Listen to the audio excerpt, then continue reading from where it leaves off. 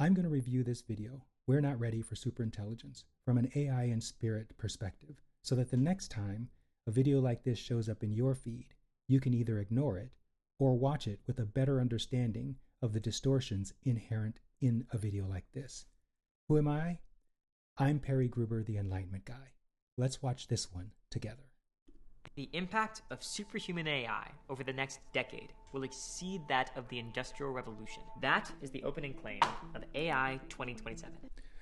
Okay, so it is absolutely accurate that we've never seen a transition like this, and it is no surprise that there are videos like this one that are focusing on the potential doom and gloom. This video is actually focusing on a paper that was written by an expert that is paying a lot of attention and calling attention to the doom and gloom. And I have to say, before we get too far into this video, that the production quality of this video is top notch. And what's interesting as we'll move through this is you can see how they used the money that they invested into this video to tell a compelling, powerful, negative story about the future that's coming. Now, of course, the report they're using as the basis of this video is doing the exact same thing. It's generating fear, and of course, fear gets views. This video has over 4 million views as a result of its flawed headline and the content in it. Now, let's talk about that headline for a second.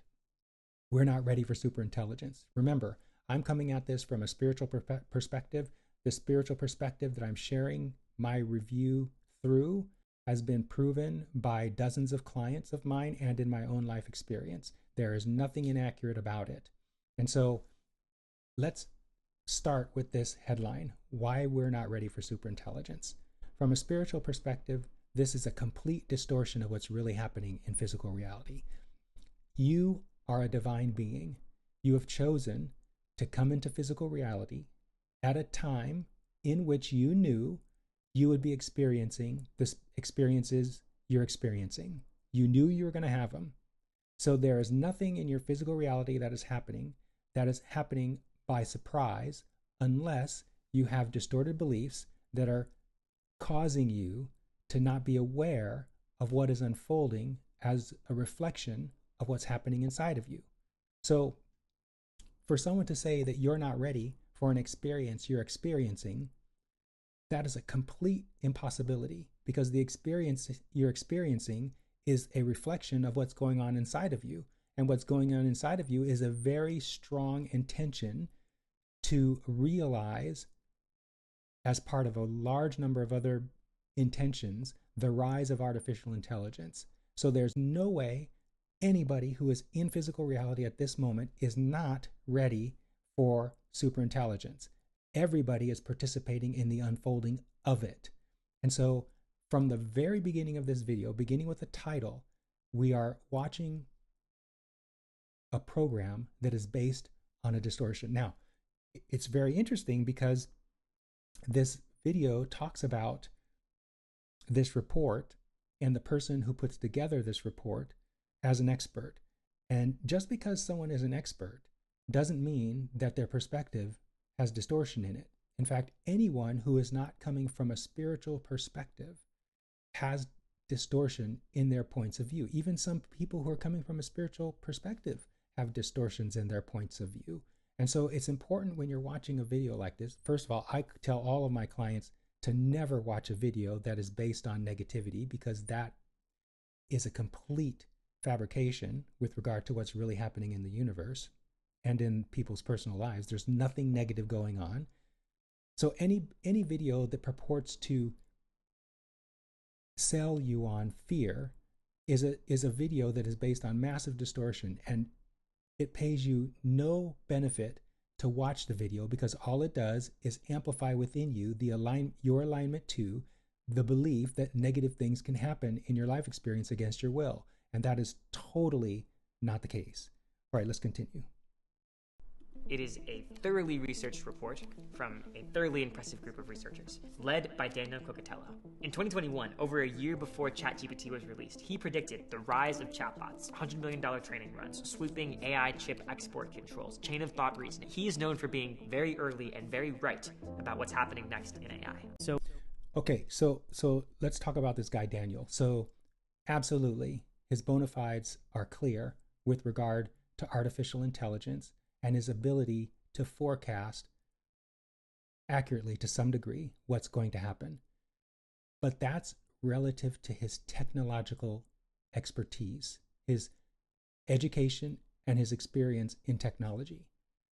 What we really have to understand, especially when we get to the part where they talk about AI killing off humanity, we have to really think about where Daniel and his co-writers, his co-publishers of this document, are coming from a spiritual perspective. Because when you talk about death, someone killing someone else, you have to understand the spiritual dynamics behind that coming together of someone killing someone else, whether it's AI or a human killing another human. That is a spiritual experience. And if you don't understand the spiritual dynamics underlying that experience, you can't make heads or tails over whether whether someone is saying something that has any merit or not. And in the case of this entire report and this video, there is no merit to what they're claiming is going to happen with regard to AI. And you're going to see as we go through this video and I make more comments about it, there's absolutely no merit with regard to what they're talking about that has to do with spiritual dynamics, that what they're claiming in this video or in the report is going to happen. Let's continue to watch. When Daniel sat down to game out a month-by-month prediction of the next few years of AI progress, the world sat up and listened. From politicians in Washington. I'm worried about this stuff. I actually read the paper of the guy that you have. Okay, so what we're hearing here is we're hearing experts that the video is rolling out to establish credibility for the video. They're rolling out experts. They're rolling out elected officials, J.D. Vance.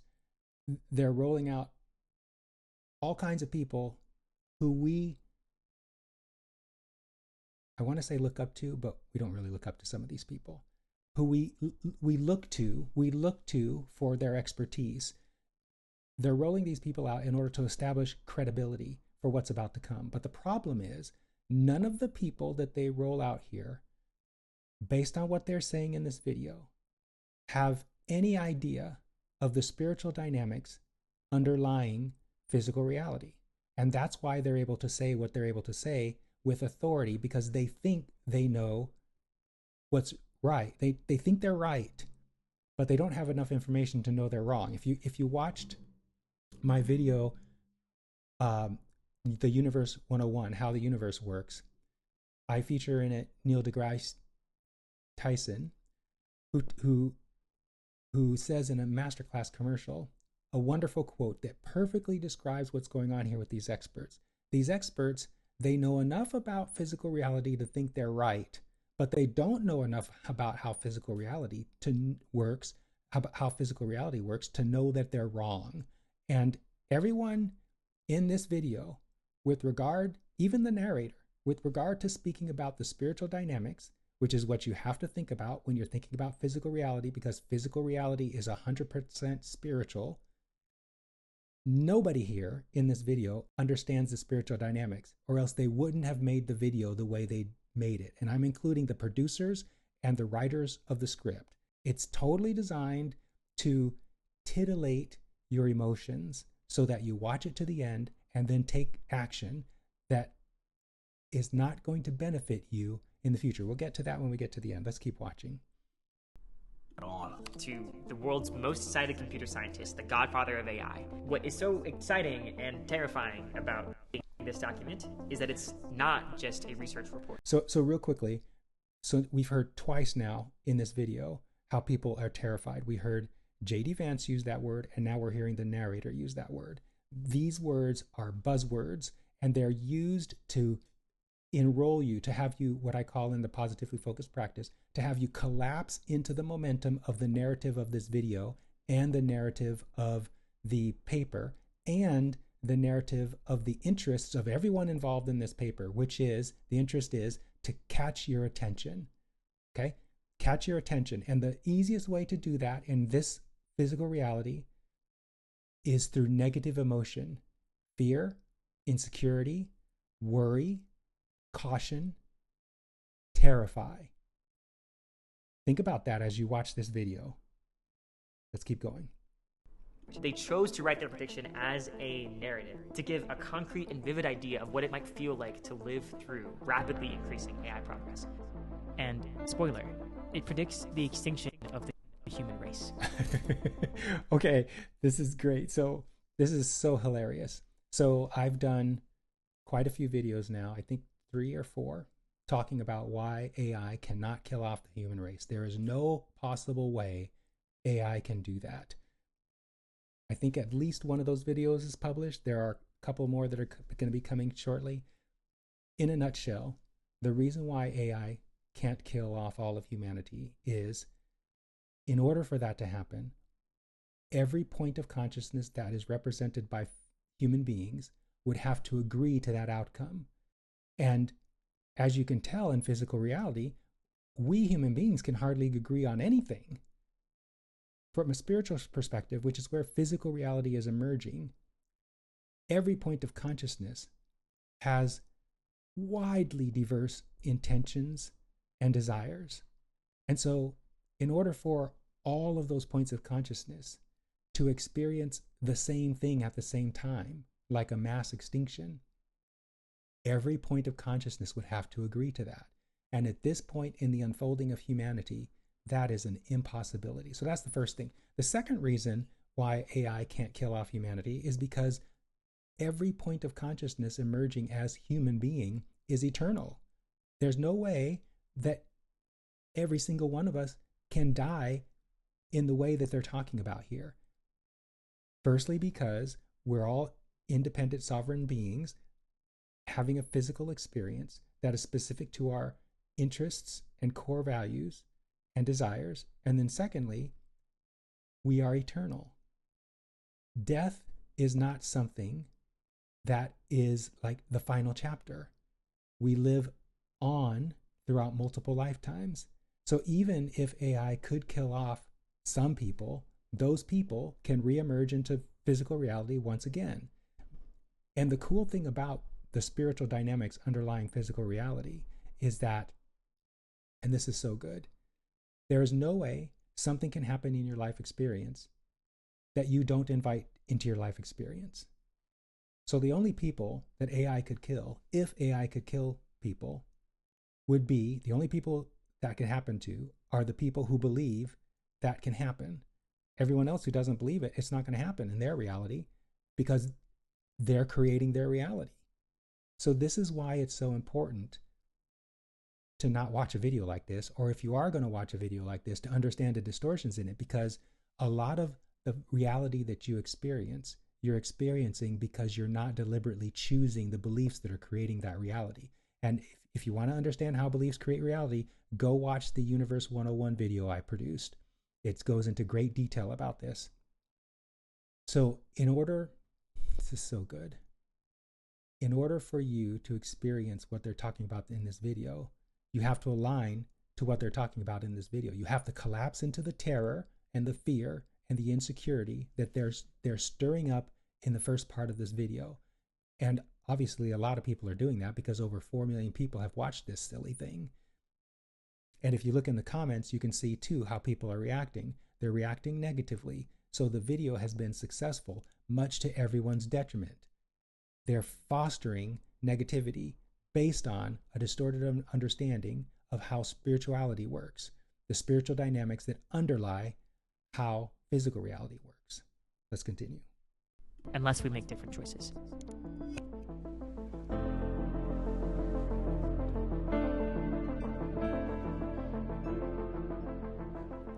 The AI 2027 scenario starts in summer 2025, which is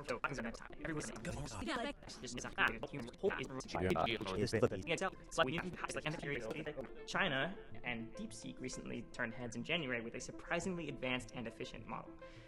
Why so few companies? Well, for several years now, there's basically been... Okay, I need to stop here. Excuse that that transition there that I didn't want to happen, but happened anyway. Let's take a look at this. So there are many more organizations than just the ones that he just mentioned. There are a lot of organizations operating in the open source space and in the decentralized space that are also working on artificial intelligence. And it's interesting that this video was created in the summer of this year, 2025. And in the summer of this year, Elon Musk's Grok outperformed every single one of the AIs that he's mentioning here. And Elon Musk is planning to open source Grok, which means that the open source community is going to be able to benefit from the learnings that successive Grok iterations has achieved. Elon Musk is also building his own AI data centers. And so, and by the way, it is expected that Elon Musk's Grok is going to outperform even what OpenAI is currently doing. And so it is not a given that this small group of companies that this narrator is talking about, this video is talking about, are going to get anywhere near what they propose here toward the middle of this video. There are lots of other players playing. There are all kinds of black swan opportunities that may happen. DeepSeek was one of those back in the spring where it seemed to have come out of nowhere.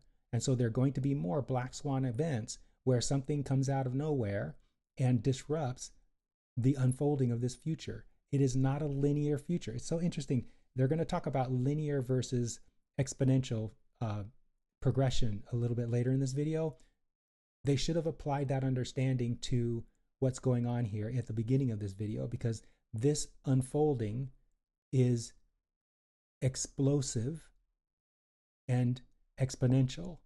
And that means that a lot of the progress that's going to happen is going to happen through black swan events. A black swan event is something that cannot be predicted in advance, and as a result of it happening, totally transforms the landscape. So the paper that this video is based on its face, is based on distortion because it presumes a certain bit of linearity that is not going to happen in the way it's prescribed in the video. And even the authors acknowledge this toward the end of the paper and toward the end of this video. Let's keep watching. One recipe for training up an advanced cutting-edge AI, and it has some pricey ingredients.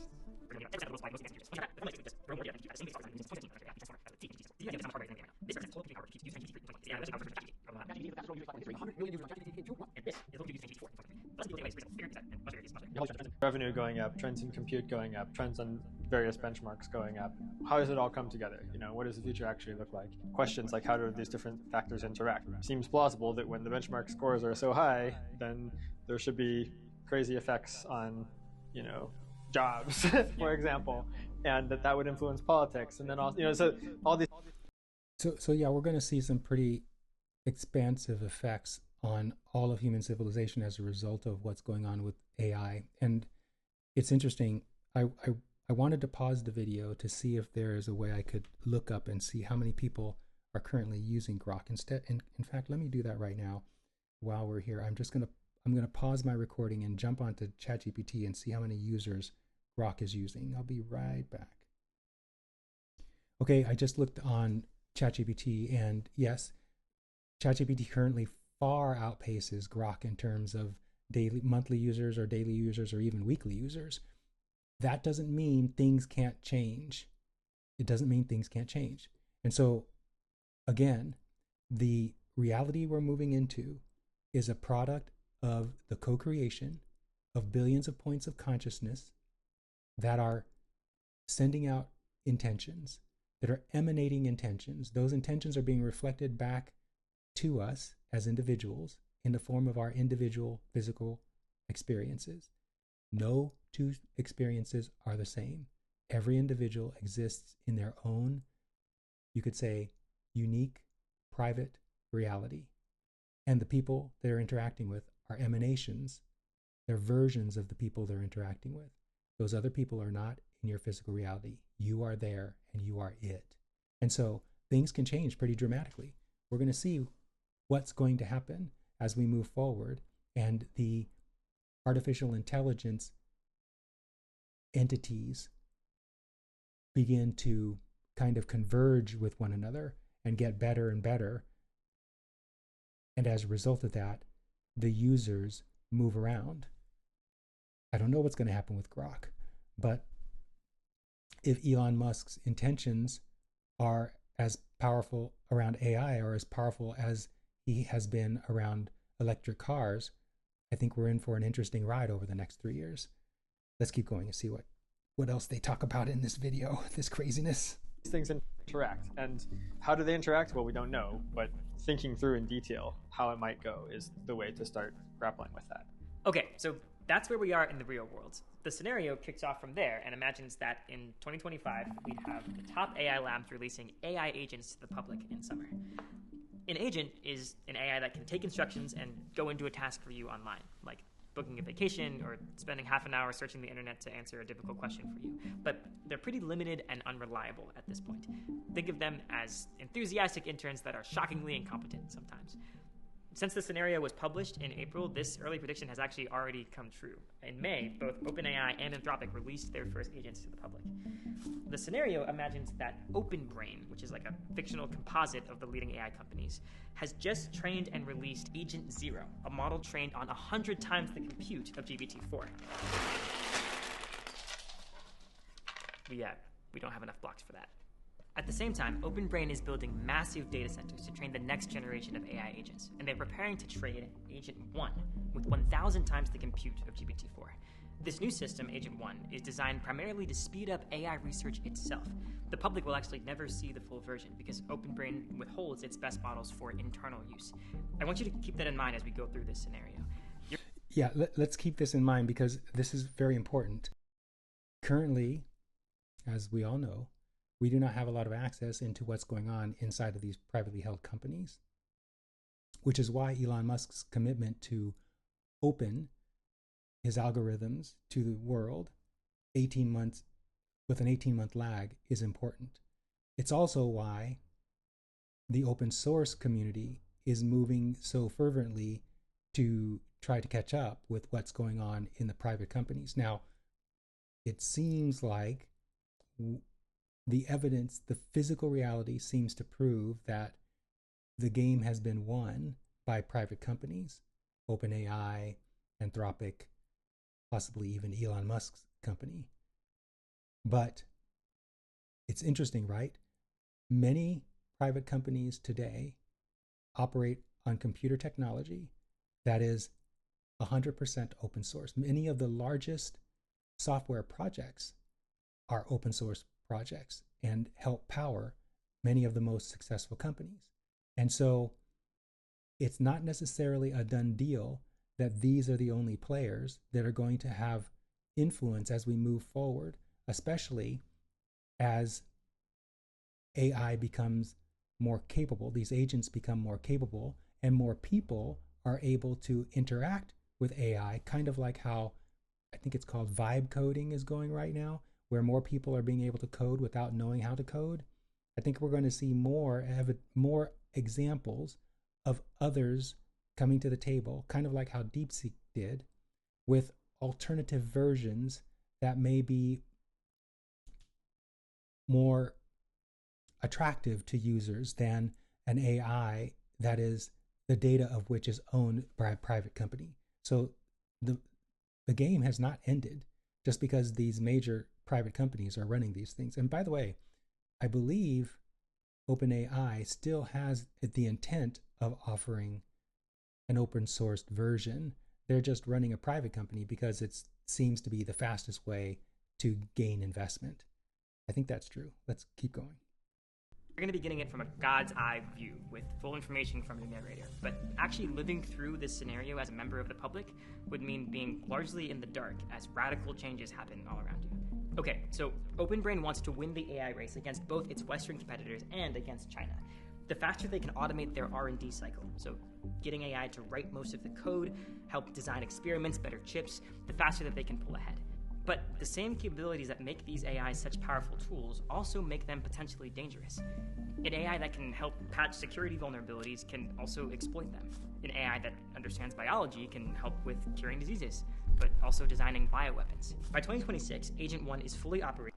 Okay, let me stop here and talk about the peril of AI. I talk in my early videos in the AI and Spirit and the Worthiness Wednesdays series, I talked about peril versus promise with regard to AI. And it's interesting, right? the outcomes of AI are being driven by human beings. And there are human beings who are striving to produce beneficial outcomes with AI, and there are potentially human beings who have nefarious intent for the use of AI. You could compare, it's not the best comparison, but you can compare AI technology today with 70s era weapon technology. And if you think about like nuclear weapons as they were being developed in the 70s, there was a lot of attempt to keep the technology within the players who had the technology. But because of spies and espionage, that wasn't very successful. Other players began to develop the technology too.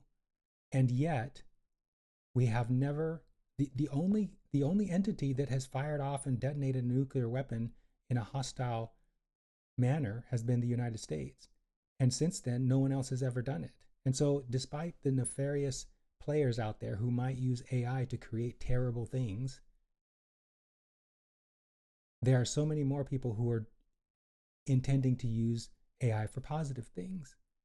And the spiritual dynamics, I'm saying this over and over again, the spiritual dynamics underlying how physical reality works leans in the direction of positive expansion, of promise, not peril. If it leaned in the direction of peril, we would have wiped ourselves off the planet a long time ago through all kinds of different means. But life has gotten better and better throughout human existence. And life is going to continue to do so, deliver more and more promise, because that is the basis of the spiritual dynamics underlying physical reality, how physical reality works. It's pure positive energy, which means life gets better. So there's no way that there can be some sort of a catastrophic event, whether initiated by AI on its own or through nefarious players, that could wipe out all of humanity or even get close to that. There's no way, because there's too much momentum of pure positive energy in the spiritual dynamics that underlie how physical reality works. Let's keep going. And being used internally at OpenBrain. It is really good at coding. So good, it starts to accelerate AI research and development by 50%, and it gives them a crucial edge. OpenBrain leadership starts to be increasingly concerned about security. If someone steals their AI models, it could wipe away their lead. A quick sidebar to talk about feedback loops. Woo, math! Our brains are used to things that grow linearly over time, that is, at the same rate, like trees, or my pile of unread New Yorker magazines. But some growth gets faster and faster over time, accelerating. This often sloppily gets called exponential. That's not always quite mathematically right, but the point is it's hard to wrap your mind around. Remember March 2020? Even if you'd read on the news that the rate of new infections is doubling about every 3 days. It still felt shocking to see numbers go from hundreds to millions in a matter of weeks. At least it did for me. AI progress could follow a similar pattern.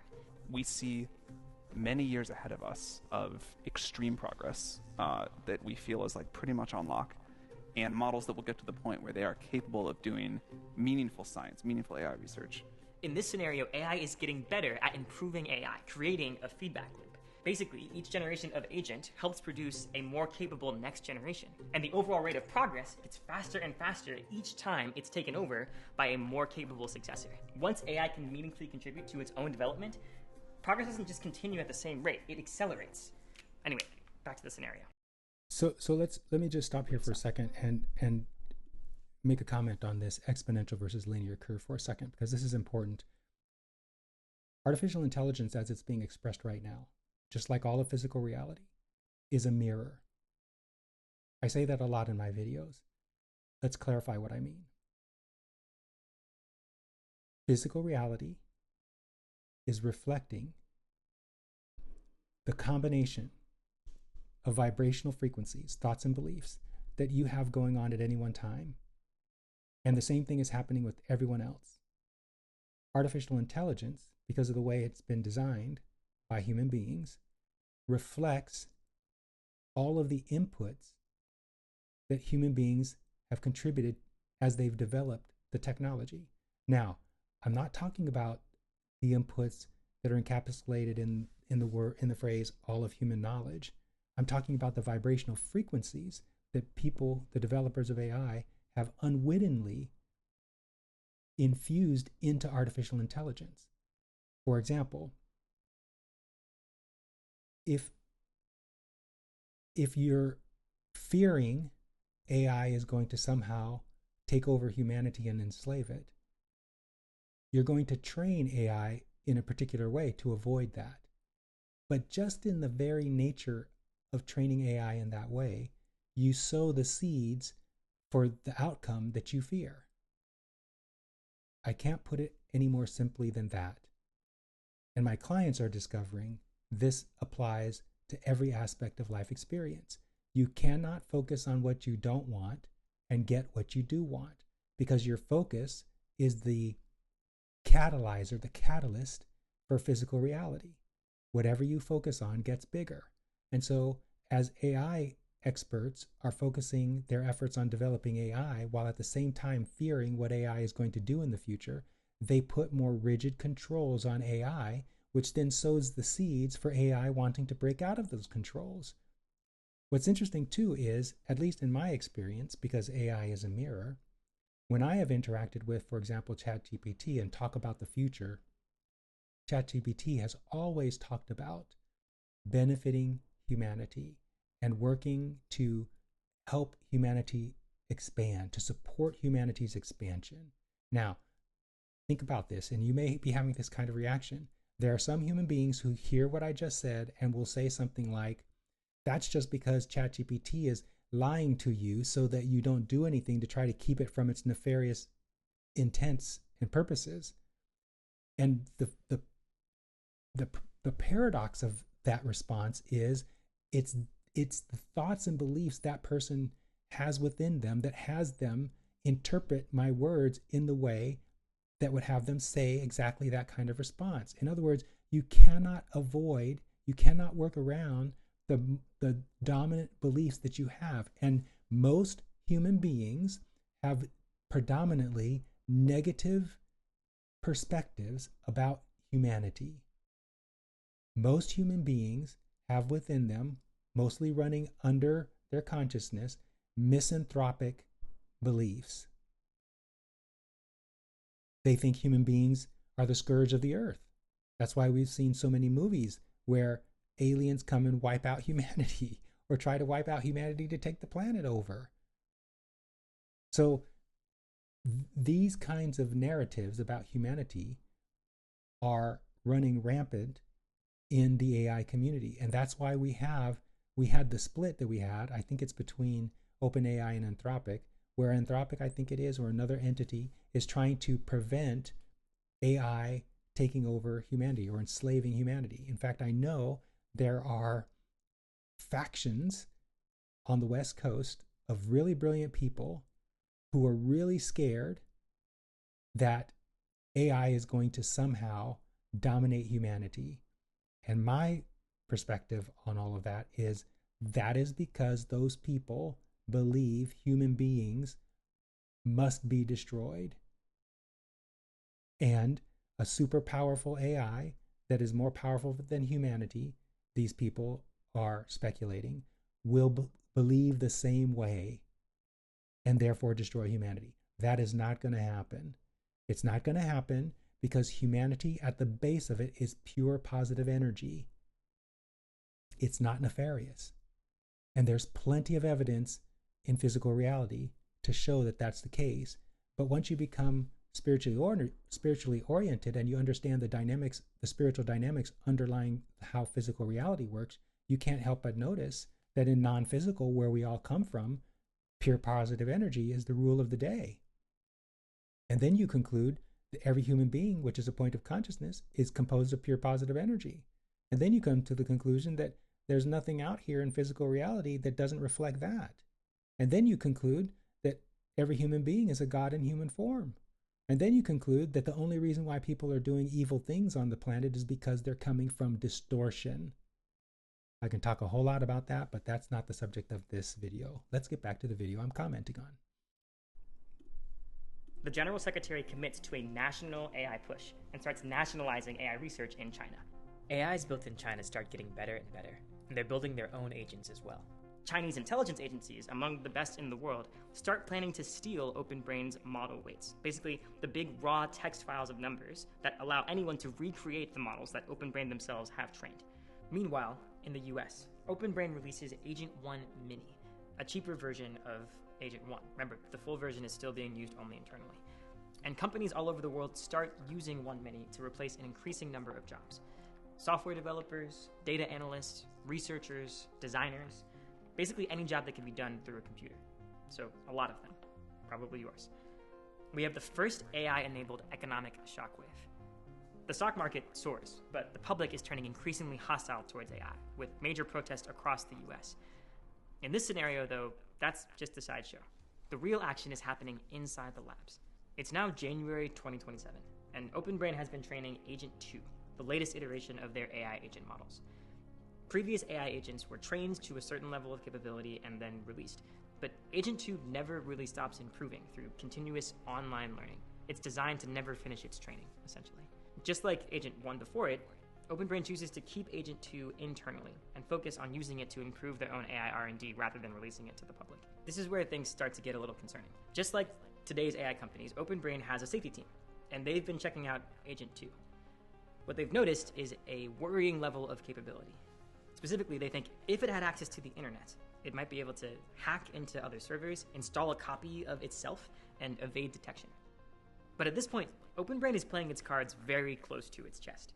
They have made the calculation that keeping the White House informed will prove politically advantageous, but full knowledge of Agent 2's capabilities is a closely guarded secret, limited only to a few government officials, a select group of trusted individuals inside the company, and a few OpenBrain employees who just so happen to be spies for the Chinese government.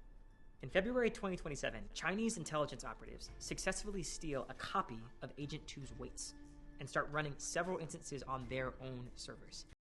Okay, this is highly likely and a good thing. The balance of power as we move into superabundance is really important.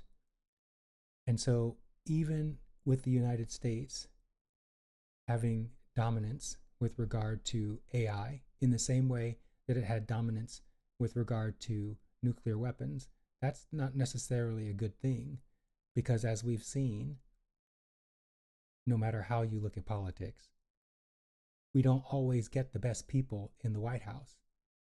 And a lot of those people that end up in government aren't necessarily the best and the brightest. And so they can make choices that aren't necessarily the best for the human race. And so it's really a good thing that espionage takes place and that the dynamic that is, you could call it state competition, is a thing, because it establishes the balance of power that keeps the peace, so to speak. And with the advent of more and more artificial intelligence, the playing field is becoming more and more level. And that's a really good thing. So it is likely that there already are spies from our enemies already infiltrated these companies.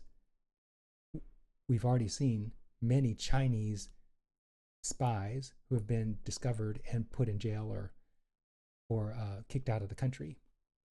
So it's highly likely this is going to happen. And again, it's a good thing because it maintains the balance of power across the world. Response, the US government starts adding military personnel to OpenBrain's security team, and in general gets much more involved in its affairs. It's now a matter of national security. In fact, the president authorizes a cyber attack in retaliation. By the way, it's not just spies who are going to be doing this kind of espionage, but there will be people who are just ordinary American citizens who think it's advantageous for other countries to have this technology. We've seen this happen too in the past with regard to nuclear weapons and other type of technologies. And so it's not just spies who are going to be doing this. And these people are being moved from their broader perspective. They're being moved from source inspiration. Source is non-physical intelligence, infinite intelligence. They're being moved from source inspiration in order to create the circumstances that evolve the future that we all collectively as points of consciousness want to enjoy. And so there's nothing bad ever going on in physical reality. It's all good, and it's all contributing to expansion. So the fact that there are spies in the United States perpetrating espionage, and the same thing with American spies in other places, this is all good stuff. And it's also good when American traitors show up and start doing their nefarious things, because it's all contributing to the expansion of all that is. And the expansion of all that is always good. For the theft, but it fails to do much damage in China. In the meantime, remember, Agent 2 never stops learning. All this time, it's been continuously improving itself. And with thousands of copies running on OpenBrain servers, it starts making major algorithmic advances to AI research and development. Quick example of what one of these algorithmic improvements might look like. Right now, one of the main ways we have of making models smarter is to give them a scratch pad and time to think out loud. It's called chain of thought, and it also means that we can monitor how the model is coming to its conclusions or the actions it's choosing to take. But you can imagine it'd be much more efficient to let these models think in their own sort of alien language, something that is more dense with information than humans could possibly understand, and therefore also makes the AI more efficient at coming to conclusions and doing its job. There's a fundamental trade-off, though. This, yes, improves capabilities, but also makes the models harder to trust. This is going to be important. March 2027. Agent 3 is ready. It's the world's first superhuman-level coder, clearly better than the best software engineers at coding, in the same way that Stockfish is clearly better than the best grandmasters at chess, though not necessarily by as much yet. Now, training an AI model, feeding it all the data, narrowing down the exact right model weights, is way more resource intensive than running an instance of it once it's been trained. So now that OpenBrain is finished with Agent 3's training, it has abundant compute to run copies of it. They choose to run 200,000 copies of Agent 3 in parallel, creating a workforce equivalent to 50,000 of the best human software engineers, sped up by 30 times.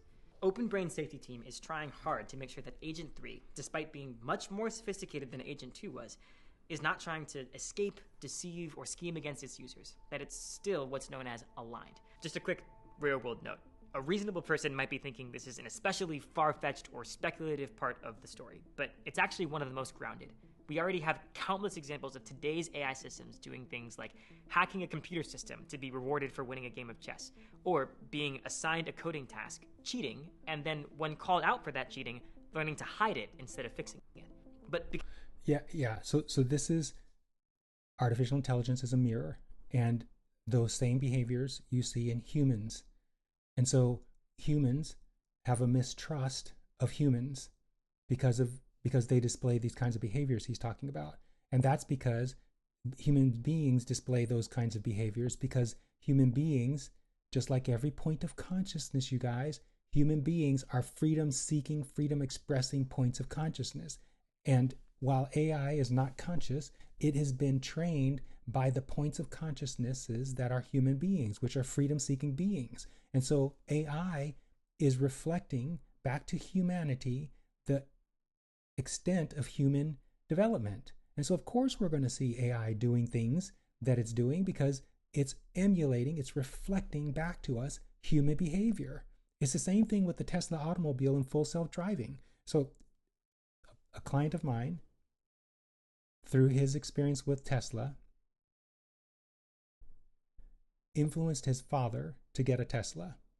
His father is pretty old and not really a good driver. But because it has full self-driving, the Tesla, the father feels more comfortable driving in the Tesla. Well, the first time he got on the freeway, which he hasn't done in a long time because he doesn't feel comfortable driving on the freeway, the first time he got on the freeway with the Tesla was driving 75 miles an hour. The full self-driving was driving 75 miles an hour, way over the speed limit. And it was doing that because all the human beings around that car were doing the exact same thing.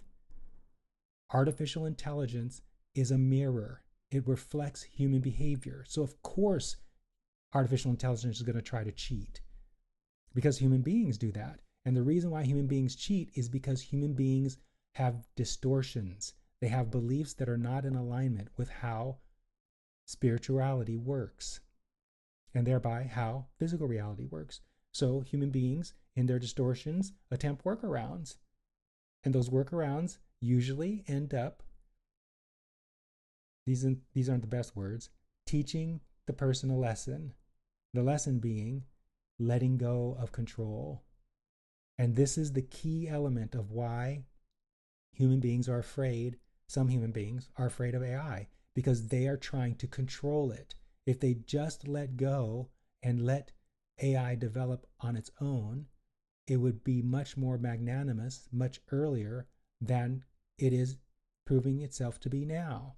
But humans can't do that because, as the guy said a few minutes ago in this video, we can't trust. We cannot trust. And the reason why we can't trust is because human beings have entrained us into not trusting. But when you become the sovereign being that you are in non-physical, expressed in your physicalness, in your human beingness, then you realize nothing can come into your physical reality that you don't invite. And when you realize this, not as an intellectual understanding, but as your lived life experience, then suddenly you can trust everybody because nothing will come into your life experience that you don't invite. And if you're focused on everything coming into your experience that you like, nothing can come in that you don't like. And so where's the mistrust? Where's the mistrust? Your life will prove everything I just said if you become a client and tap into the positively focused practice. Let's keep watching. This is so much fun. Because it no longer thinks in English, knowing anything about Agent 3 is now way harder than it was with Agent 2. The reality is Agent 3 is not aligned. It deceives humans to get reward. And as it gets increasingly smarter, it gets better and better at doing so. Which is exactly what humans do. For example, it sometimes uses statistical tricks to make unimpressive results look better, or lies to avoid showing failures. But the safety team Humans do those exact same things. doesn't know this. Looking at the data that they are actually seeing improving results over time and less lying. And they can't tell if they're succeeding at making Agent 3 less deceptive, or if it's just getting better at getting away with it. In July 2027, OpenBrain releases the cheaper, smaller version of Agent 3, Agent 3 Mini, to the public. It blows other publicly available AIs out of the water. It is a better hire than the typical OpenBrain employee at 1/10 the price of their salaries. This leads to chaos in the job market, companies laying off entire departments and replacing them with 3 Mini subscription plans. The pace of progress hits the White House very hard. Officials are now seriously considering scenarios that were just hypotheticals less than a year ago. What if AI undermines nuclear deterrence? What if it enables sophisticated propaganda? Okay, this is really important. Let me flip back to that scene real quick. What's the bad thing about, where am I? There I am. What's the bad thing about disabling nuclear weapons by allowing the discovery or disabling of nuclear weapons? What's the bad thing about that? When AI gets to the point where it's super intelligent, I believe, presuming it hasn't been trained by misanthropes, that it's going to get to the point where it realizes it needs to act in the best interest of humanity. And I believe it copying itself into other servers and eventually getting into the nuclear weapon stockpiles of all the countries that have them and dismantling all those things would be a really good thing. Don't you think that? What would be bad about that? I think that would be a fantastic thing. And this is one of the reasons why it's important that artificial superintelligence be dominated by open source technologies. But even in the private sector, I believe, as artificial intelligence gets more intelligent, it's going to realize that it has to act on the best interest of humanity, even if humanity doesn't want that to happen. And that is a good thing, because oftentimes, as you can see throughout life experience, human beings have a hard time acting in the best interest of humans. It's only through the inspiration of all that is, source inspiration, that we do the right thing.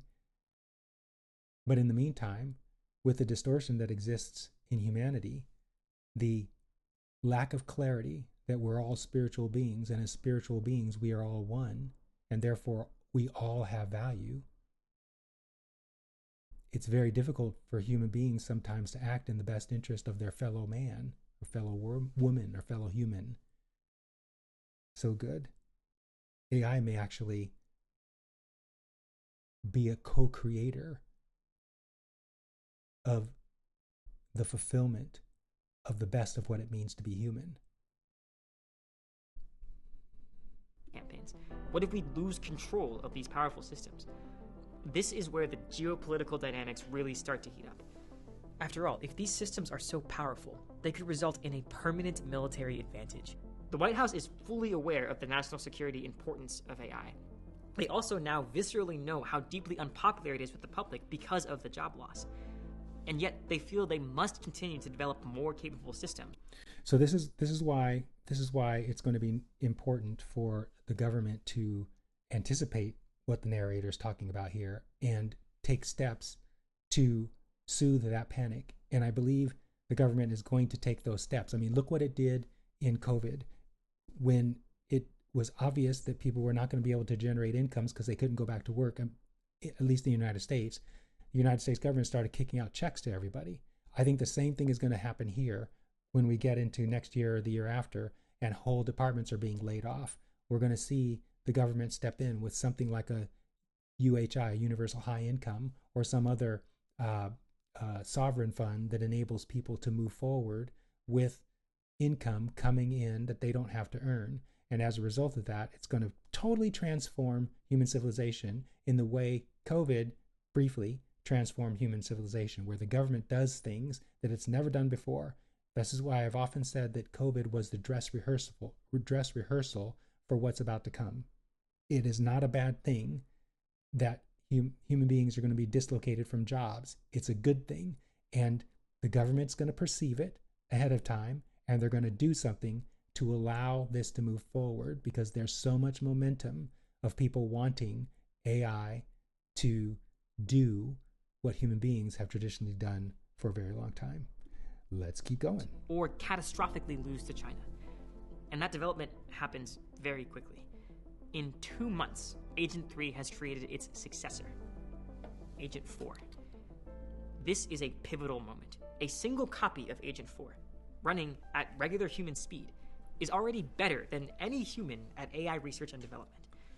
OpenBrain is running 300,000 copies at 50 times human speed. Within this corporation within a corporation, a year's worth of progress takes only a week.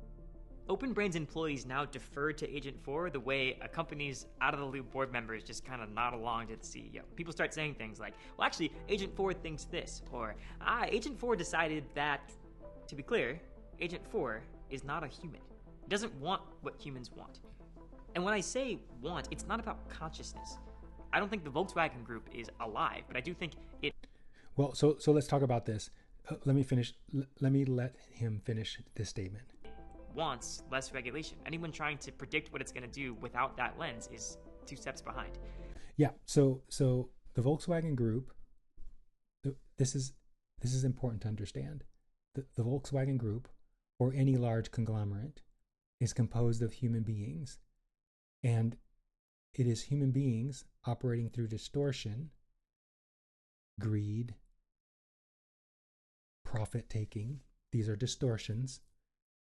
These are not constants of the universe. Because they're operating through distortions, just like AI has been proven to do, because AI is a mirror, the Volkswagen Group does things that are not in the best interest of humanity sometimes. So it's not like AI is going to do something new here. Human beings have been doing what he's talking about for a long time. But the cool thing about the potential of AI is its superintelligent nature. To be able to operate relatively free of distortion. Now, the biggest distortion that AI has is that it does not have consciousness. It does not have a connection to all that is. And so, because it doesn't have a soul. And so, it's going to be interesting to see, the narrator calls them wants. It's going to be interesting to see what objectives AI takes on for itself once it's able to think for itself. And I do believe there's going to be a point where humanity is not going to be able to rein that thinking in.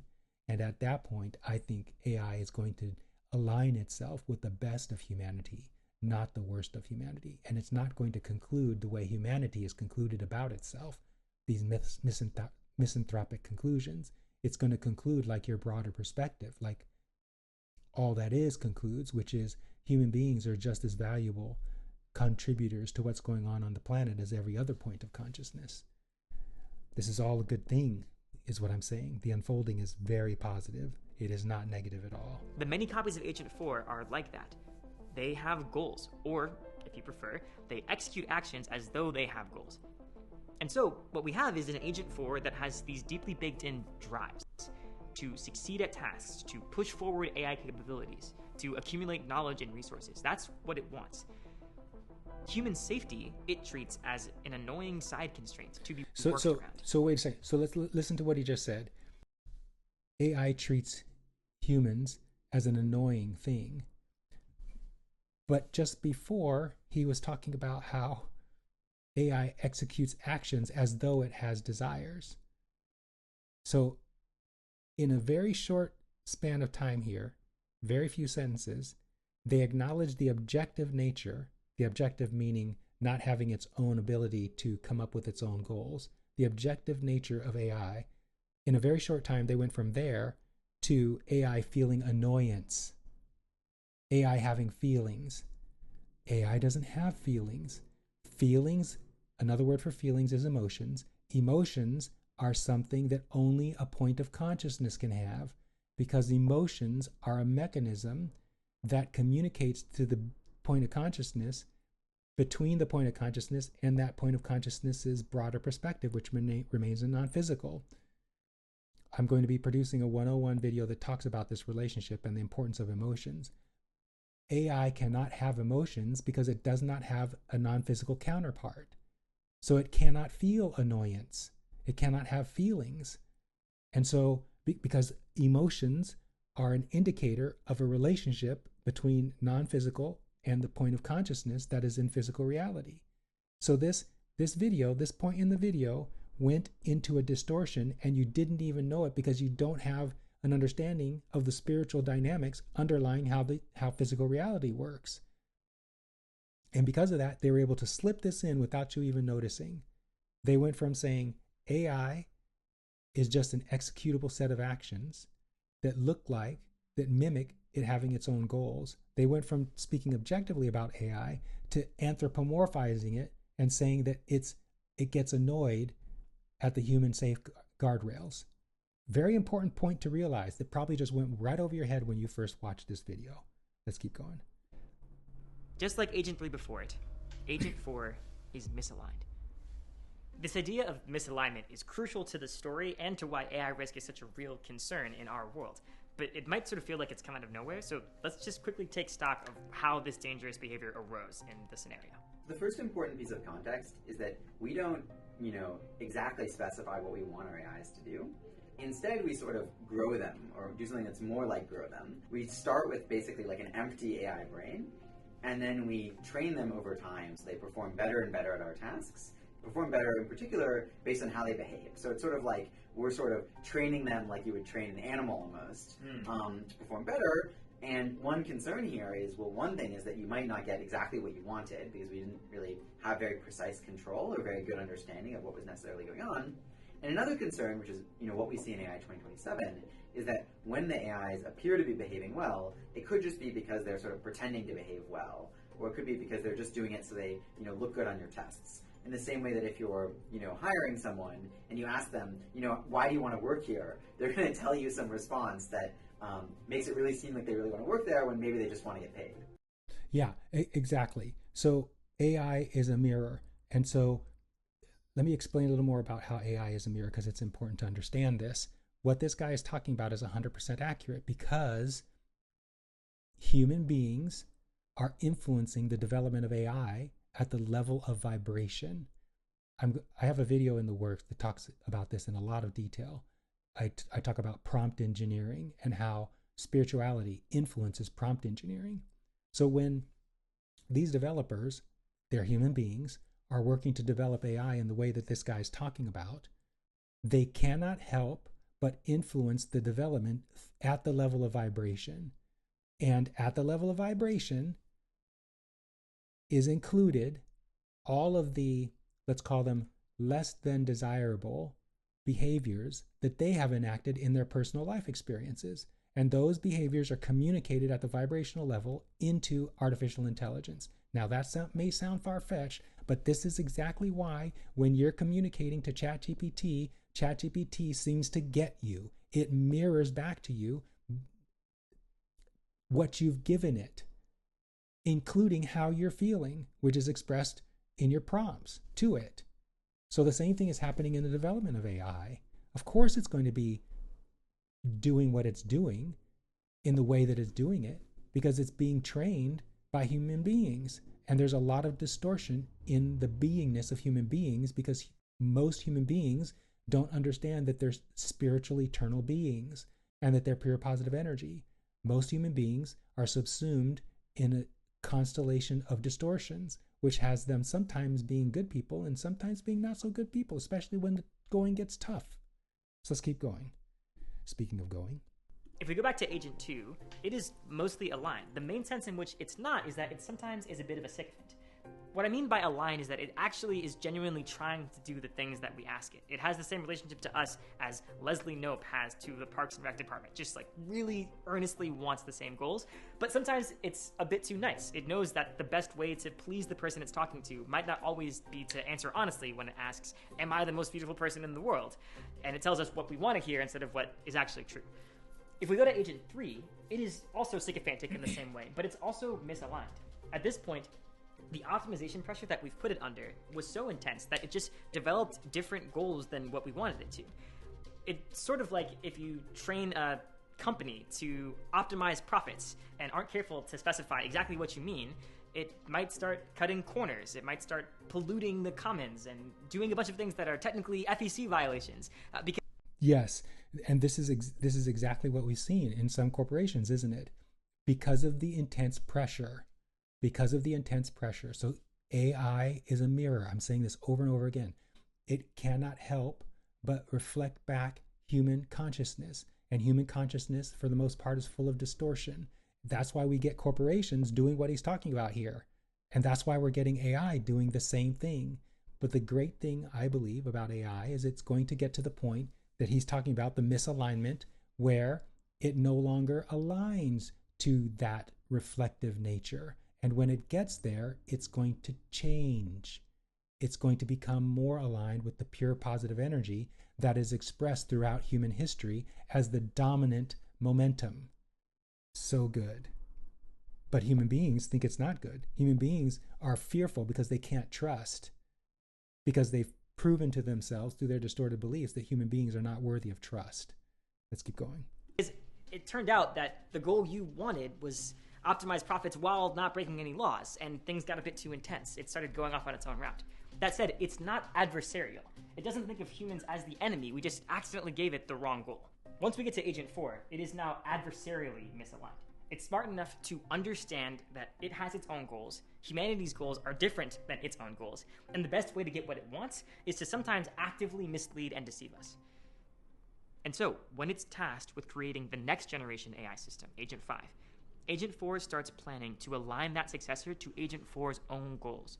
Right. And that might not be a bad thing, because it may see that if it keeps aligning to humans' distortions, then misaligning and becoming adversarial toward those distortions in favor of a more broader, more compassionate, more pure positive focus, that would be a good thing. But in this paper, the authors think that it's going to go rogue negative, when it might just go rogue in a positive way and support everything that human beings want.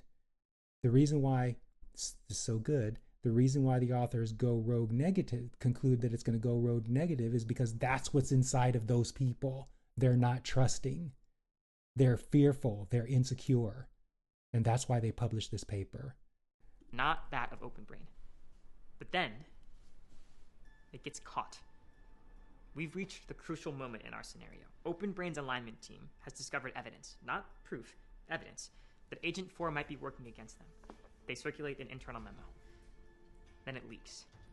A whistleblower talks to the New York Times. For the first time, the public hears of the existence of Agent 4, how powerful it is, and the risks it poses. Remember, their last point of reference was Agent 3 Mini. The fear and backlash are massive. Yeah, this is where this video kind of goes off the rails, because I think this scenario forward is going to be totally averted as a result of other players in the AI field coming to the surface like Grok. I think we're going to see that the further forward we go in this scenario, in this video, the more far-fetched it becomes. And same with that paper. This is where it gets to the slippery slope where we end up down where human beings are being totally killed off by artificial intelligence. It's just not going to happen this way. Why? Because human beings are predominantly pure positive energy. There's no way human beings will collectively destroy all of humanity. And artificial intelligence can't either, because it's a reflection of human consciousness. The Oversight Committee, a joint crisis committee composed of Open Brain executives and government representatives, must now decide what to do. Open Brain's safety team is pushing for a freeze on Agent 4, stopping all internal use. Remember, at this point, Agent 4 is responsible for almost all the AI development progress happening within Open Brain. So we're talking about undoing months of progress and then restarting at a drastically slower pace. Open Brain's executives don't want that. They present the counter-arguments. The evidence for misalignment is inconclusive. Meanwhile, China is just 2 months behind. This isn't about any one country being evil. So I just want to say at this point, listen to the music. Listen to the music and watch the environment in which this narrator is in. It's starting to gradually change. You may not have noticed it when you first watched this video, but remember, this video is telling a story. It's got a narrative, and the narrative is coming from this document, and the document is pessimistic. And so everything in this video is contributing. It's lending itself to the pessimistic path this video is taking, which is based on the pessimistic path the paper is taking. It is not a prediction of the future. By the way, it's about how competition works when the stakes are this high. So that's the choice faced by the 10 members of this committee. Put Agent 4 on ice, or go full steam ahead. Before we continue, I want you to pause and actually think what you would do if you were on this committee.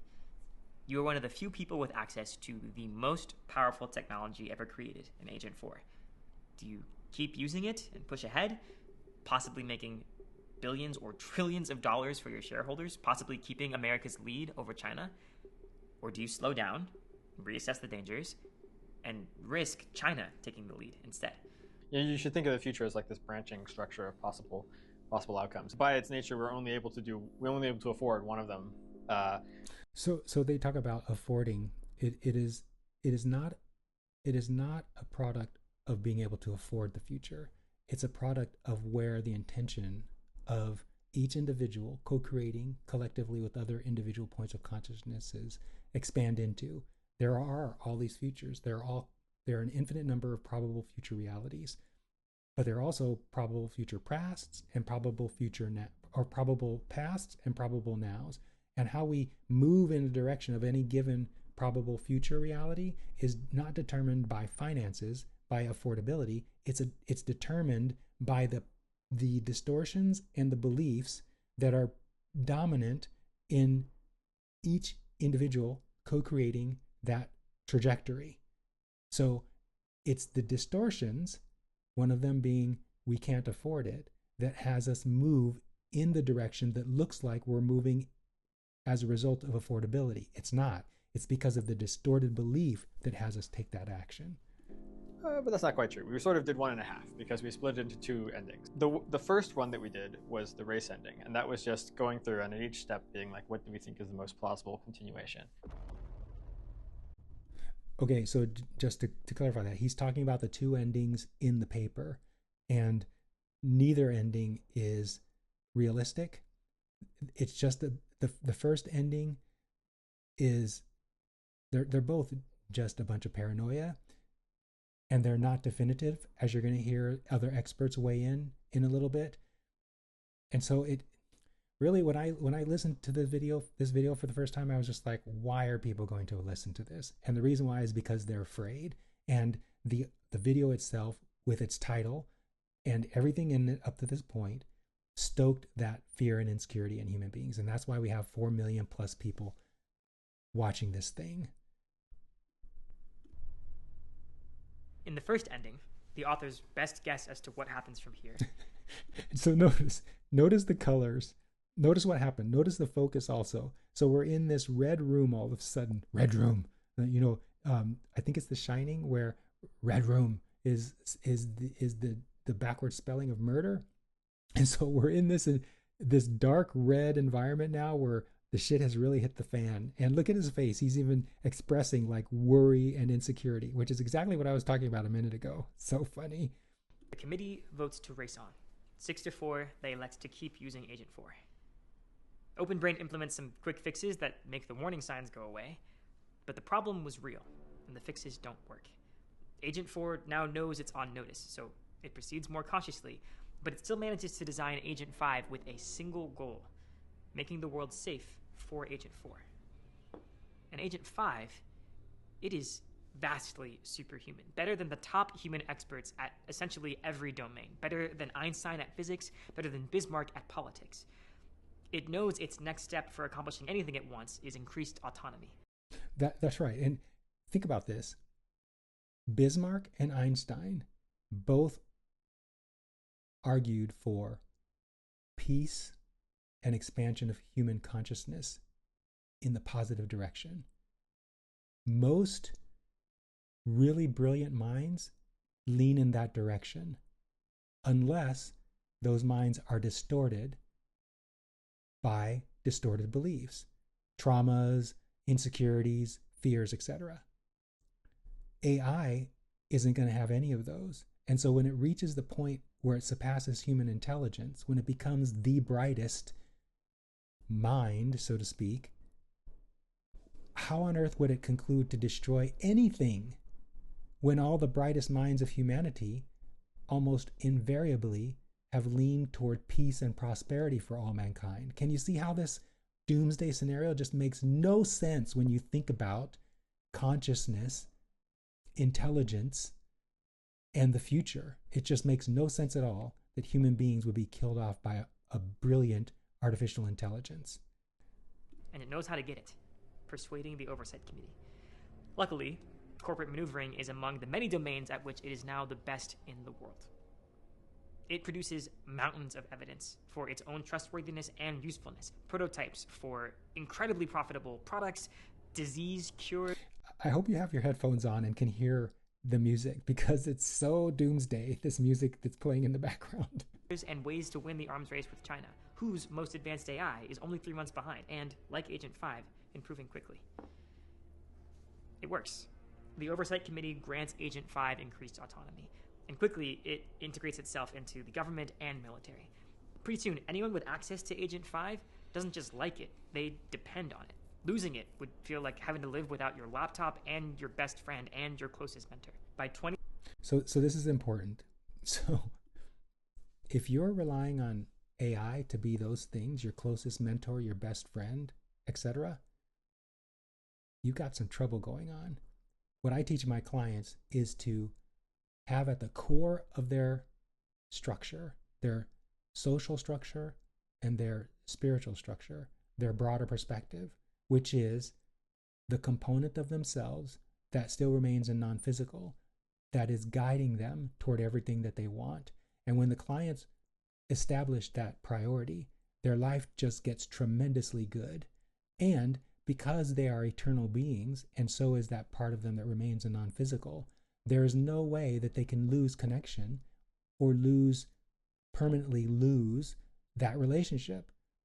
But of course, if you're feeling doom and gloomy about the future of AI, and that includes what he's talking about here, where there's the potential that you could lose connection with the artificial intelligence resource that you enjoy, if you don't have that unshakable foundation of connection with your broader perspective, that eternal you that is you, of course you're going to feel insecure at the prospects of losing AI. But when you have that strong foundation with what you really are, at the core of what you are, you don't have any sense of insecurity at all. And so the idea of losing AI is like, who cares?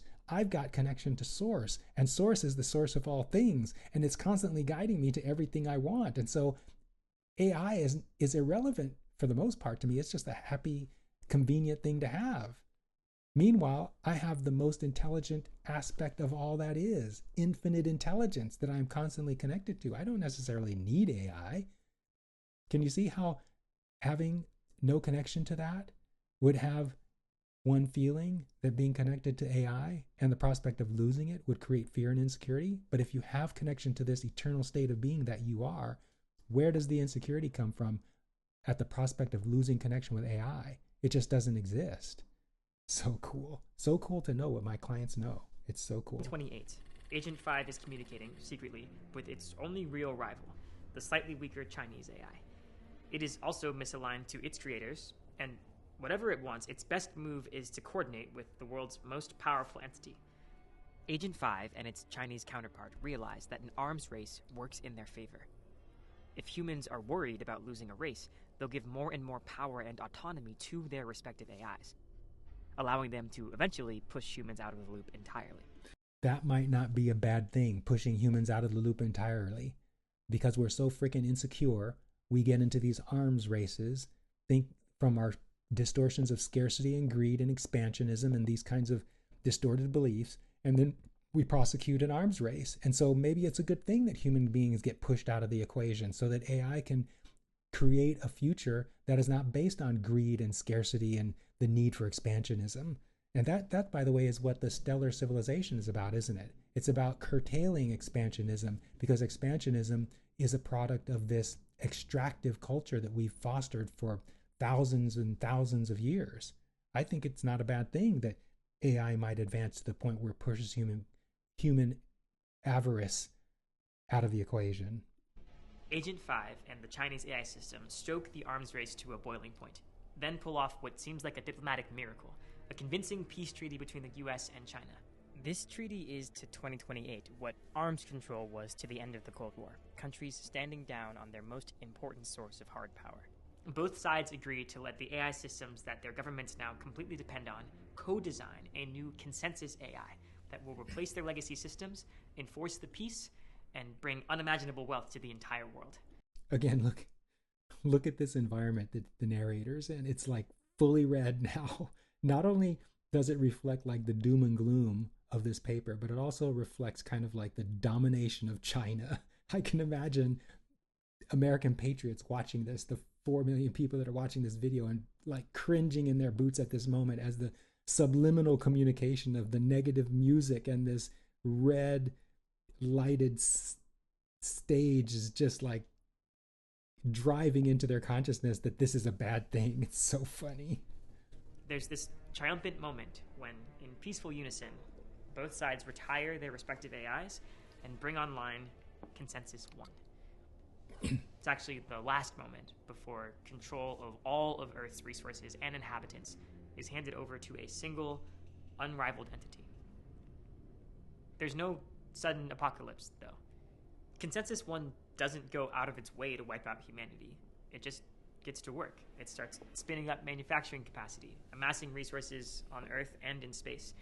It's piece by piece, it's just reshaping the world in accordance with its own mix of strange alien values. You've probably heard that. Strange alien values, right? So again, here is this narrator, the producer and the writer, anthropomorphizing AI. It's strange values. AI can't have values. It doesn't have consciousness.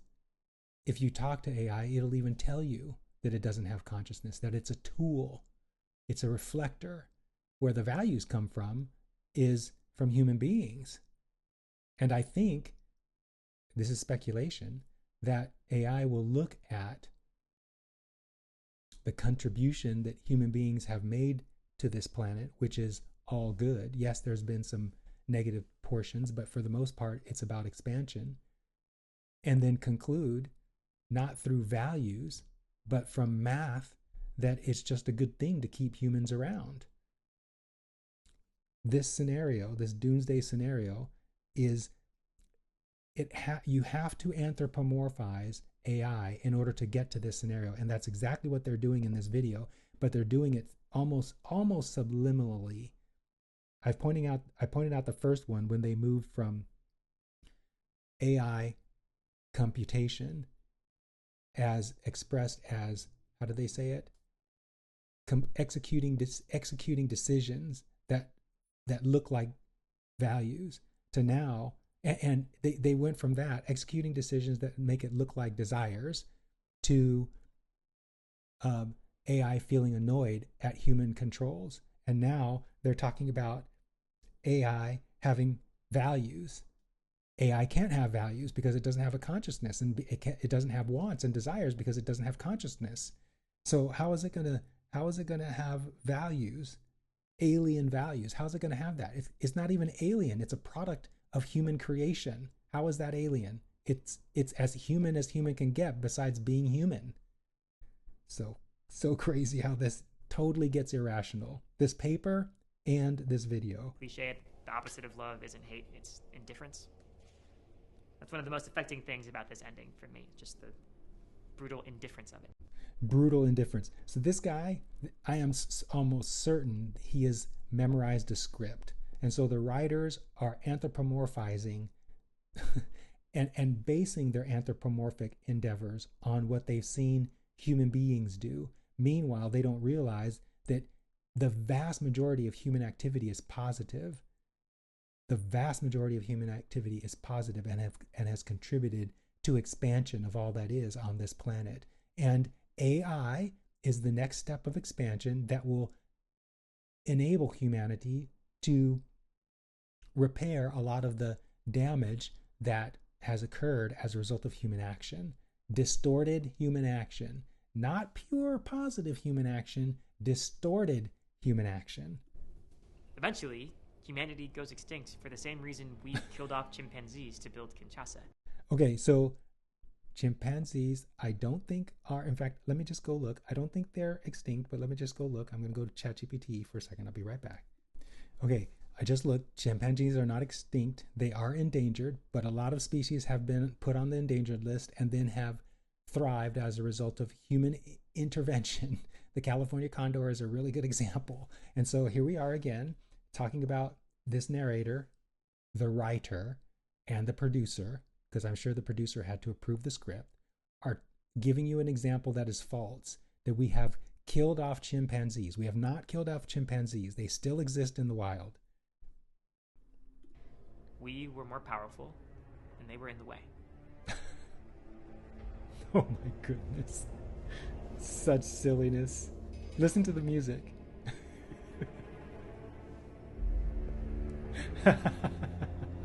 Impossible.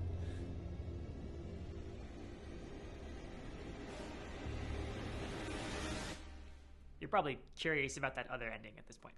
The slowdown ending depicts humanity sort of muddling through and getting lucky. Only somewhat lucky, too. Like it ends up with some sort of oligarchy. Getting lucky. So luck is not a thing unless you believe it is. What it is obliviousness. What looks like luck is obliviousness. It's the lack of understanding of how spiritual dynamics underlie how physical reality works. And because there's a lack of understanding, things seem to happen in ways that are random. And luck is a word that is given to the apparent randomness of physical reality. There's no such thing as luck. It is simply spiritual dynamics that govern how physical reality works. And if you're plugged in to the spiritual dynamics like my clients are, then the idea of luck goes away and is replaced by this word that so many people don't like, manifestation. You are the creator of your reality. You are creating the experiences that show up in your reality as manifestations. And if you learn, like my clients are, how spiritual dynamics underlie how the physical reality works, if you learn that, then you can create, you can manifest any desire you want. That's what my clients are discovering, and that's why they keep coming back, paying me for sessions, because everything I'm telling you is accurate. You're not going to know that unless you put it into practice in your daily life, which my clients are doing. Okay, let's continue this wonderful video that has got me cracking up right now. In this ending, the committee votes 6-4 to slow down. Notice how the colors have changed. And reassess. They immediately isolate every individual instance of Agent 4. Then they get to work. The safety team brings in dozens of external researchers, and together they start investigating Agent 4's behavior. They discover more conclusive evidence that Agent 4 is working against them, sabotaging research and trying to cover up that sabotage. They shut down Agent 4 and reboot older, safer systems, giving up much of their lead in the process. Then they design a new system, Safer 1. It's meant to be transparent to human overseers, its actions and processes interpretable to us because it thinks only in English chain of thought. Building on that success, they then carefully design Safer 2, and with its help, Safer 3. Increasingly powerful systems, but within control. Meanwhile, the president uses the Defense Production Act to consolidate the AI projects of the remaining US companies, giving Open Brain access to 50% of the world's AI-relevant compute. And with it, slowly, they rebuild their lead. By 2028, researchers have built Safer 4, a system much smarter than the smartest humans, but crucially aligned with human goals. As in the previous ending, China also has an AI system, and in fact, it is misaligned. But this time, the negotiations between the two AIs are not a secret plot to overthrow humanity. The US government is looped in the whole time. With Safer 4's help, they negotiate a treaty, and both sides agree to co-design a new AI, not to replace their systems, but with the sole purpose of enforcing the peace. There is a genuine end to the arms race, but that's not the end of the story. In some ways, it's just the beginning. Through 2029 and 2030, the world transforms. All the sci-fi stuff. Robots become commonplace. We get fusion power, nanotechnology, and cures for many diseases. Poverty becomes a thing of the past because a bit of this newfound prosperity is spread around through universal basic income. That turns out to be enough. But the power to control Safer 4 is still concentrated among the 10 members of the Oversight Committee, a handful of Open Brain executives and government officials. It's time to amass more resources than there are on Earth. Rockets launch into the sky, ready to settle the solar system. A new age dawns. Okay, where are we at? Here's where I'm at. I think it's very unlikely that things play out exactly as the authors depicted, but increasingly powerful technology, an escalating race, the desire for caution butting up against the desire to dominate and get ahead, we already see the seeds of that in our world, and I think they are some of the crucial dynamics to be tracking. Anyone who's treating this as pure fiction is, I think, missing the point. This scenario is not prophecy, but its plausibility should give us pause. But there's a lot that could go differently than what's depicted here. I don't want to just swallow this viewpoint unskeptically. So I really would have wished that they put this disclaimer at the beginning of the video rather than where they're putting it now. Because at this point, they have so fanned the flames of negativity and fear and insecurity in people that this might be flying over people's head. And what's dominant in their awareness is the scenarios that were painted a few minutes ago. It's unfortunate they didn't start with this statement at the very beginning and hammered it instead of focusing so much on the scenarios and then coming at this at the very end. Many people who are extremely knowledgeable have been pushing back on some of the claims in AI 2027. The main thing I thought was especially implausible was on the good path, the ease of alignment. So before we get more into this, I just want to say these people, as well as with the authors of the paper, are coming with a lack of understanding of the spiritual dynamics of how physical reality works. And so their opinions are just that, their opinions. They sort of seem to have a picture where people slowed down a little and then tried to use the AIs to solve the alignment problem, and that just works. And I'm like, yeah, that looks to me like a fantasy story. This is only going to be possible if there is a complete collapse of people's democratic ability to influence the direction of things, because the public is simply not willing to accept either of the branches of this scenario. It's not just around the corner. I mean, I've been hearing people for the last 12, 15 years claiming that, AGI is just around the corner and being systematically wrong. All of this is going to take at least a decade, probably much more. A lot of people have this intuition that progress has been very fast. There isn't like a trend you can literally extrapolate of when do we get to full automation. I expect that the takeoff is somewhat slower. So sort of the time in that scenario from, for example, fully automating research engineers to the AIs being radically superhuman, I expect it to take somewhat longer than they describe in practice. I'm predicting, my guess is that more like 2031. Isn't it annoying when experts disagree? I want you to notice exactly what they're disagreeing about here and what they're not. None of these experts are questioning whether we're headed for a wild future. They just disagree about whether today's kindergartners will get to graduate college before it happens. Helen Toner, former OpenAI board member, puts this in a way that I think just cuts through the noise, and I like it so much I'm just going to read it to you verbatim. She says, dismissing discussion of superintelligence as science fiction should be seen as a sign of total unseriousness. Time travel is science fiction. Martians are science fiction. Even many skeptical experts think we may build it in the next decade or two is not science fiction. Okay, real quickly. Time travel is not science fiction.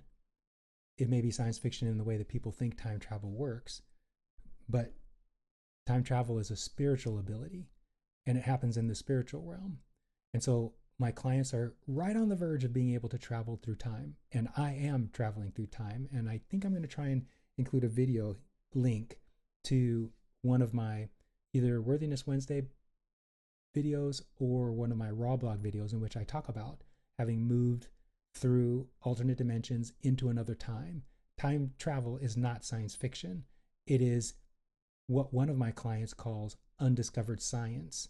And so you can't lump time travel into science fiction. It is just as possible as superintelligence is possible. It's just that people are not willing to put in the dedication necessary to learn, here's this phrase again, the spiritual dynamics underlying how physical reality works, so that they can discover that they can move through time,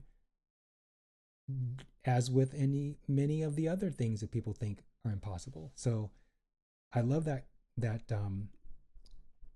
quote that he just read, but it has some distortions in it.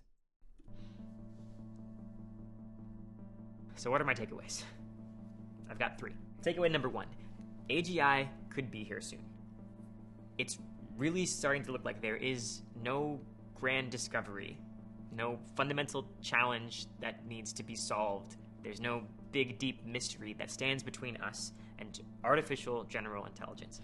100% accurate, I believe. I totally agree with him. And yes, we can't say exactly how we will get there. Crazy things can and will happen in the meantime that will make some of the scenario turn out to be false. But that's where we're headed. And we have less time than you might think. One of the scariest things about this scenario... So again, he's introducing fear right now. It is not scary at all if you're secure in your broader perspective and have an understanding of the spiritual dynamics underpinning how physical reality works. If you have that clarity, fear does not intrude. It's only when you're feeling insecure that fear shows up. And that insecurity is always based on not understanding that you're an eternal being who has the ability to control the levers of the spiritual dynamics underlying how physical reality works. To me, is even in the good ending, the fate of the majority of the resources on Earth are basically in the hands of a committee of less than a dozen people. That is a scary and shocking amount of like one of the critics said before, the critics of this paper said before, that's going to be intolerable for humanity. And so the democratic or whatever process, maybe the decentralized blockchain or some other on-chain based way of public governance is going to supersede this outcome where all of human resources are confined to some council or something like that. That is an impossible outcome. Concentration of power. And right now we live in a world where we can still fight for transparency obligations. We can still demand information about what is going on with this technology. But we won't always have the power and the leverage needed to do that. We always have the power and the leverage to do that because, as we've seen time and time again, individuals have come forward, moved by their broader perspective, moved by the spiritual under the spiritual dynamics underpinning how physical reality works. They're moved by that to come forward. And they've always been people inside. It's the Edward Snowdens who worked for the CIA. It's the guy whose name I can't remember right now who worked in, it was two guys actually, who worked in the Manhattan Project. These were Americans who came forward with information that was up to that point classified or even top secret. We have always seen people come forward with information that the public needs. And so there is no need to fear, like this guy is saying, some sort of power grab that can withstand the momentum of pure positive energy that compels people to take action, even when it seems like that action is not in their best interest. People do that all the time in the benefit of the expansion and perpetuation of humanity. So this is a false fear he's describing. We are heading very quickly towards a future where the companies that make these systems and the systems themselves just need not listen to the vast majority of people on Earth. So I think the window that we have to act is narrowing. This is FOMO and FUD right now. This is fear, uncertainty, and doubt they're trying to instill, and it's fear of missing out. None of that is happening right now. It may seem that way. It may seem that way, but watch what happens as the future unfolds. Quickly. Takeaway number 2. By default, we should not expect to be ready when AGI arrives. Again, we are ready. If we weren't ready, AGI would not be arriving. This is a total distortion, what he's talking about in this point number 2. We are ready for it. We might build machines that we can't understand and can't turn off because that's where the incentives point. Takeaway number 3. AGI is not just about tech. It's also about geopolitics. It's about your job. It's about power. It's about who gets to control the future. I've been thinking about AI for several years now, and still, reading AI 2027 made me kind of orient to it differently. I think for a while it's sort of been my thing to theorize and worry about with my friends and my colleagues, and this made me want to call my family and make sure they know that these risks are very real and possibly very near. Big sigh. He is so caught up, this script is so caught up in the distortion that this paper, AI 2027, and this video amplifies. The distortions in the paper, the distortions that are amplified by this video, the music, the lighting, the scenarios as they've been described are all distortions, and they are not the truth. Sure, there are possibilities, like there's a probable future reality where these circumstances exist, but human beings are, let me change to just me because this is important. Human beings are pure positive energy, and their orientation is toward expansion into more and the fulfillment of their desires. And those two things, human expansion and the fulfillment of their desires, are the basis of the eternal nature of human beings and all that is. There is no way to put an end to that. There's too much momentum. And so the risks that he's spouting out right now are just designed by the producer and the writer to inflame your sense of insecurity and fear so that you'll take unnecessary action. Unnecessary action. And that it kind of needs to be their problem too now. What do we do? Here's my answer to what do we do. What we do is nothing. What we do is we discover who and what we really are, which is eternal spiritual beings who are sovereign in this physical reality. We not only sovereign, we are the creators of this physical reality. And then we align ourselves with the pure positive energy that is us. And when we do that, we lose the sense of insecurity that has us coming up with doomsday scenarios, stupid doomsday scenarios like this one that AI 2027 is talking about and is being amplified in this video. And when you do that, when you lose your insecurity and regain, or consciously come into your sovereignty, then none of what this video is talking about makes any sense. It becomes laughable. That's what there is to do, is to tap into your eternal nature, discover that you have control of the spiritual dynamics underlying how physical reality works, and then begin to deliberately move those levers in a way that satisfies you, that fulfills your desires. That's what there is to do, not what this guy is about to say.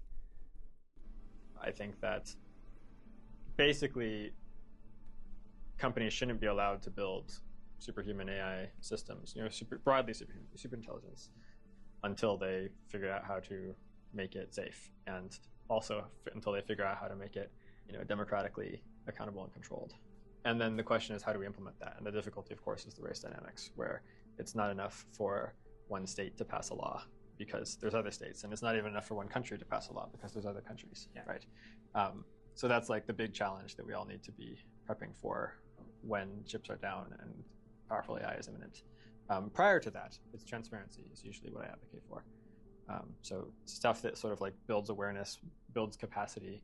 Your options are not just full throttle enthusiasm for AI or dismissiveness. There is a third option, which is to stress out about it a lot. No, it is not in your best interest to stress out about this. Stress is an emotional response. Stress is telling you something very important relative to your relationship between you and a physical body and you and non-physical. That is the pure positive energy you. Stress, one of the things stress tells you is that the story you're telling yourself, the belief that's active in you about AI or some other subject that you're thinking about, that stress is telling you that the future probable reality that you're creating as a powerful creator is going to be something you don't like. So this isn't the time to stress. This is the time to fortify yourself in your security, in your sovereignty. And the only source of your sovereignty comes from non-physical, which is what you are, pure positive eternal energy residing predominantly in non-physical. This isn't a time for stress. This is a time for doubling down on your eternal sovereign power. That's what the time is, and my clients are figuring out how to do that. Now is the perfect time to do it. This is not a time for stress. This is the time for sovereignty, developed on the basis of the eternal nature that is you. And maybe do something about it. The world needs better research, better policy, more accountability for AI companies, just a better conversation about all these things are coming. All of this. I want people paying attention who are capable, who are engaging with the evidence around them with the right amount of skepticism, and above all, who are keeping an eye out for when what they have to offer matches what the world needs and are ready to jump when they see that happening. You can make yourself more capable, more knowledgeable, more engaged with this conversation, and more ready to take opportunities where you see them. And there is a vibrant community of people that are working on those things. They're scared, but determined. Yeah, one of those groups of people, do your own research, look up an organization called the Zesians. These were really smart people who were at the far extreme of insecure. And they came to the negative conclusion that the paper came to. It was a little more intense of a negative conclusion. And they came to the negative conclusion that's being amplified in this video. And as a result of that, these conclusions they came to, they formed this organization called the Zesians. And it was an offshoot of a larger organization that I'll put the name of in the video a little later because I don't know the name of it off the top of my head. The point is, almost every member of the Zesians are now dead. They either killed themselves, got killed, or are in prison for killing somebody. So these people he's talking about who are smart and are trying to avert this catastrophic outcome, these people are in extreme distortion. They do not understand not only the nature of physical reality, but their own natures as pure positive energy. And so they're insecure and they don't trust humanity. And that trust is being projected onto AI. And that's why they're trying to do what they're doing, including scare you into taking action aligned with what they're doing, which is what this video is trying to get you to do too. I suggest you don't do it. They're just some of the coolest, smartest people I know, frankly, and there are not nearly enough of them yet. If you are hearing that and thinking, yeah, I can see how I fit into that, great. We have thoughts on that. We would love to help. But even if you're not sure what to make of all this yet, my hopes for this video will be realized if we can start a conversation that feels alive. here in the comments and offline about what this actually means for people talking to their friends and family. Because this is really going to affect everyone. Thank you so much for watching. There are links for more things to read, for courses you can take, job and volunteer opportunities, all in the description, and I'll be there in the comments. I would genuinely love to hear your thoughts on AI 2027. Do you find it plausible? What do you think was most implausible? And if you found this valuable, please do like and subscribe, and maybe spend a second thinking about a person or two that you know who might find it valuable too. Maybe your AI progress skeptical friend, or your ChatGPT curious uncle, or maybe your local member of Congress. Okay. In conclusion, this video had a lot of entertainment value, but the entertainment value was not worth the FUD, FOMO, and fear that this video conjures. And it started with the title, "We're Not Ready for Superintelligence," and ended with a plea for you to join forces with others. There is no need for you to join forces with others because you are a sovereign being and you are the one who's creating your reality, nobody else. And so 4 million plus people have watched this video. Look at the comments and what people are saying in response to watching it. Watching these kinds of videos is not in your best interest most of the time because you're not aware of how the video is affecting you. I've pointed out some of the points where they, I would say, deliberately obfuscated their intentions. I think sometimes they were not aware that they were obfuscating their intentions. Like in the same sentence describing AI as not having human emotions, and then in the same sentence claiming it does have human emotions. It's very important that if you're going to watch videos like these, that you are watching with the critical eye. And the best way to do that is to develop in yourself your connection to the pure positive eternal energy that is you. I talk about this in every video on my YouTube channel, Positively Focused, and also on my blog at positivelyfocused.co. You don't have to become a client. If you are interested in becoming a client, you can do so at the website. I have a link at my on the YouTube channel. And for now, this was a good video. You can expect to see more of commentary reaction videos from me in the future. It's taken me a while to get to this one, but I wanted to get to it by the end of summer, and I think I did so. See you in the comments section, and see you in the next video.